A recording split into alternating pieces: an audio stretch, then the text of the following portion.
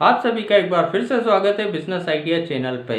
अगर आपका मकान बनाने के बारे में आप सोच रहे हैं या आप मकान बना रहे हैं आज की तारीख में, तो ये वीडियो आपके काम का हो सकता है, क्योंकि इसमें मकान से रिलेटेड एक छोटा सा नॉलेज मैं आपको शेयर करूंगा। हो सकता है ये आपके किसी काम का हो। तो चलिए अब इस वीडियो को शुरू करते हैं। जब भी हम मकान बनाते हैं, जैसा कि आप जानते होंगे, पहले नींव खोदते हैं। नींव खोदने के बाद कुर्सी हाइट पे मकान आता है। कुर्सी हाइट पे जब मकान आता है तब हम कुर्सी हाइट पे एक स्लैब डालते हैं, यानी सीमेंट कंक्रीट करते हैं कुर्सी हाइट पर हम। अब जनरली क्या होता है, जो आप लोगों ने देखा होगा कि जब कुर्सी हाइट होती है तो वहाँ पर हम मुरम डालते हैं, वहाँ पर उसकी मुरम की कुटाई करते हैं। जब अच्छे से कुटाई हो जाती है उस पर सरिये का जाल बिछा देते हैं। उसके बाद यहाँ पर उसमें सीमेंट कंक्रीट कर देते हैं। लेकिन वहीं पर अगर हम यहाँ पर लोहे का जाल बिछाने से पहले अगर एक पॉलीथीन पूरे प्लॉट पे बिछाते हैं, उसके बाद लोहे का जाल बिछाते हैं, उसके बाद सीमेंट कंक्रीट करते हैं, वो ज़्यादा एक बेनिफिशियल होता है। उसका कारण मैं बताता हूँ।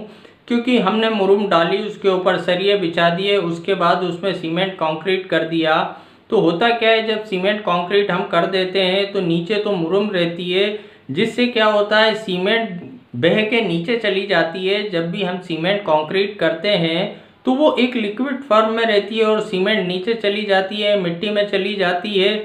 उसके बजाय अगर हम ट्रांसपेरेंट पन्नी बिछा देते हैं और उसके ऊपर फिर सरिये रखते हैं, सरिये का जाल बिछाते हैं, उसके बाद सीमेंट कंक्रीट करते हैं, तो जब क्या होता है, जब नीचे पॉलीथीन रहती है तो सीमेंट ज़मीन पर नहीं जा पाती, वो मिट्टी सीमेंट को नहीं पी पाती, और यहाँ पर हमारी स्लैब जो होती है वो काफ़ी मजबूत रहती है। तो यहाँ पर अगर एक ट्रांसपेरेंट पन्नी भी हमने, कोई ज़्यादा कॉस्टली नहीं, कोई महंगी नहीं, तो एक सस्ती सी पन्नी पूरे उस पर बिछा दी, क्योंकि यहाँ पर स्लैब को जमने में 3-4 घंटे में अच्छी से अच्छी स्लैब जम जाती है। तो यहाँ पर कोई महंगी पन्नी की भी ज़रूरत नहीं होती, एक सस्ती सी पन्नी से भी काम हो सकता है।